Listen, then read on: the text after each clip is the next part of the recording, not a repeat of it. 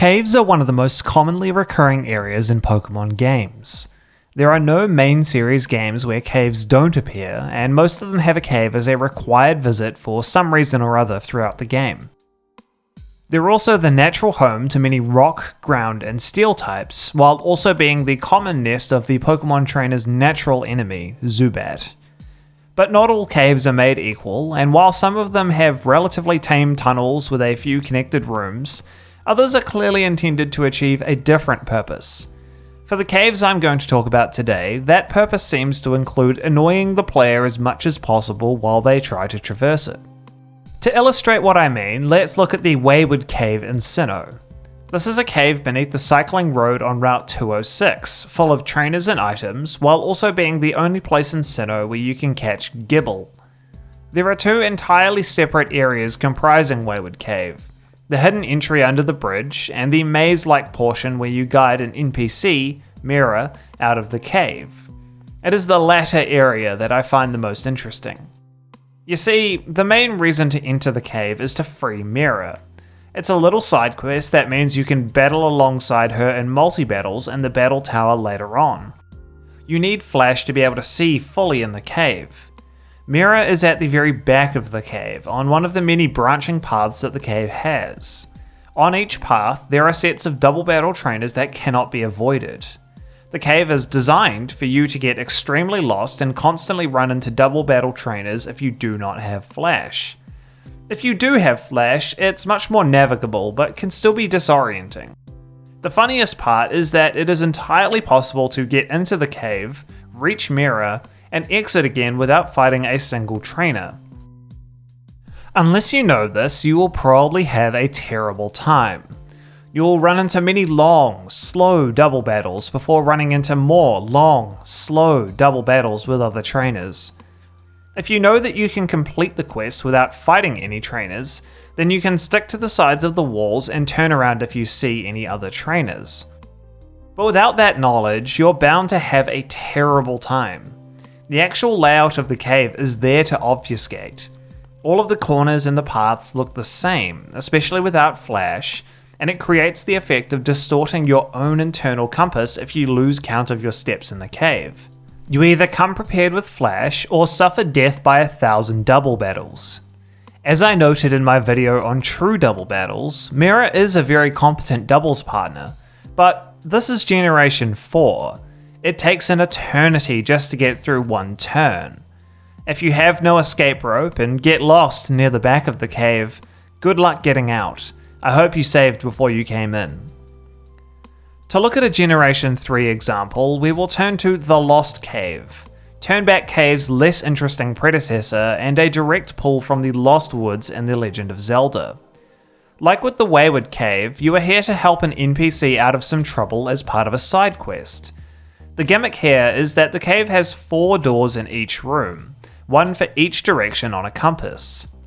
The number of rocks in each room hints at which direction to take, so that 3 rocks corresponds to east, 6 corresponds to south, 9 corresponds to west, and 12 corresponds to north.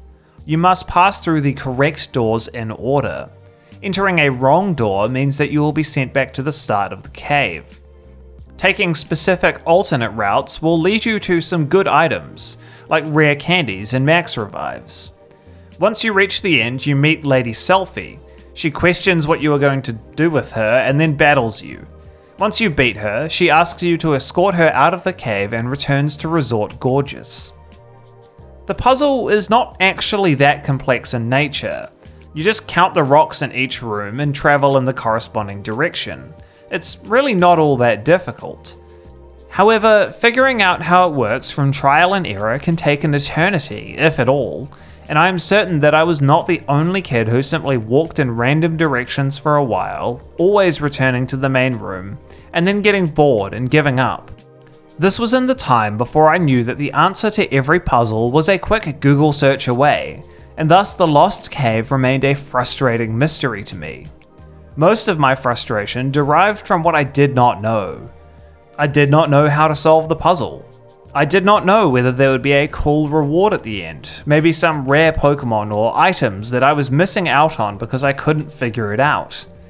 That was kind of true, since there are some rare Pokemon in the cave, and you do unlock a bonus quest from Lady Selfie at Resort Gorgeous afterwards. However, in hindsight, I don't really think I missed out on too much. It's a cool idea, but hardly worth toiling in that cave for hours trying to figure it out. To go all the way back to the first cave, and the original annoying cave, Mount Moon. While not literally titled as a cave, any video discussing the anger caused by caves would be remiss without it. It is the second major obstacle in the original Pokémon games. Players must travel through the mountain to reach Cerulean City. It can be reached within about 20 minutes of playing the game after obtaining one gym badge. It's worth noting that this cave is at its peak rage-inducing state in Generation 1 only, where repels are not available before entering the cave. The cave itself is also very simple, a series of large, open rooms connected by a narrow tunnel. If the geography itself isn't the challenge, what is? It's the perpetual encounters. Zubat enjoyers won't understand, but walking 3 steps before being hit by a fresh Zubat encounter is not a fun experience for most players. When most of the cave is simply battling the unavoidable trainers and walking in long straight lines, the constant interruption can be excruciating. Or it can be completely fine. Sometimes you get relatively few encounters and can walk unimpeded for long periods of time. But those experiences feel relatively few and far in between from the step, step, step encounter, step, step, step encounter rhythm of Mount Moon. I'm not sure what it is, but it just feels so much worse than getting encounters in any other area, and it seemingly just keeps on going. Even in Fire Red and Leaf Green, this can be super tedious, as if you forget to buy more repels before coming here, you are also stuck with perpetual encounters. I'd like to just note some honourable mentions for other funny or annoying caves that I like. Diglett's Cave, not because anything about its design is particularly angering, but walking through it in games that aren't Generation 2 takes so long and is so uninteresting that you have to question why it is so long in the first place. Some would say that it has to be long in order for it to make sense as a tunnel that you can use to cross the region. That would be a compelling reason, if Game Freak themselves had not obliterated that logic by drastically shortening it in Generation 2. I actually think the Generation 2 cave is really funny, since I really enjoy jokes that make fun of physical impossibilities, but your mileage may vary.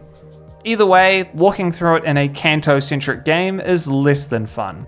Another honourable mention to the Scorched Slab in Hoenn for being nothing, doing the least.